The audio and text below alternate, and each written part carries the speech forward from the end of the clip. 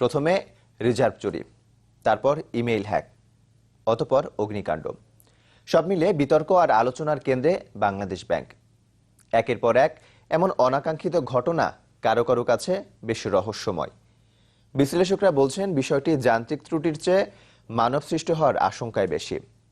এতে দেশবিরোধী কোনো চক্র কাজ করছে কিনা তা খতিয়ে দেখার পরামর্শ দিয়েছেন তারা।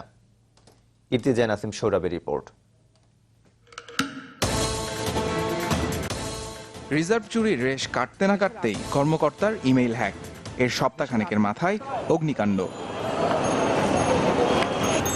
ইমেইল হ্যাক ও অগ্নিকাণ্ডের ঘটনায় ক্ষতির পরিমাণ সামান্য হলেও একের পর এক ঘটনায় আশঙ্কা তৈরি হয়েছে কেন্দ্রীয় ব্যাংকের সার্বিক নিরাপত্তা ব্যবস্থা নিয়ে। তবে এসব ঘটনা যান্ত্রিক ত্রুটির চেয়ে মনুষ্য সৃষ্টি হওয়ার আশঙ্কা করছেন কেউ কেউ। ফিলিপিন্সের প্রাক্তন পররাষ্ট্রমন্ত্রী বলেছেন যে বাংলাদেশ ব্যাংকের ভেতরেই যারা ঘটিয়েছে, যোগসাজশ করেছে, তারা বসে আছে। তো একজন পররাষ্ট্রমন্ত্রীর কথা বলা খুব হালকাভাবে না নেওয়াই ভালো। আমার মনে হয় আমাদেরকে বাংলাদেশ ব্যাংকের এই ম্যান পাওয়ারের ব্যাপারটা ভালো করে তদন্ত করে দেখা দরকার। এসব ঘটনাকে অস্বাভাবিক হিসেবে দেখছেন না অর্থনীতিবিদ ডক্টর খলিকুজ্জামান। তবে এমন ঘটনার পুনরাবৃত্তি যেন না ঘটে সে বিষয়ে সচেতন থাকার পরামর্শ তার।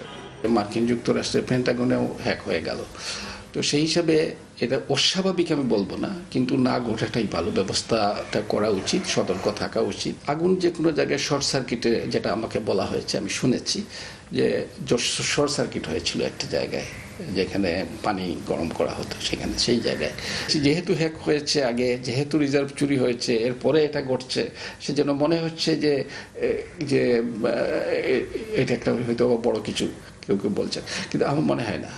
বিদ্যমান সার্বিক নিরাপত্তা ব্যবস্থাকে আরও যুগোপযোগী করার পরামর্শ দেন তারা। ইর্তিজা নাসিম সৌরভ, চ্যানেল 24, ঢাকা।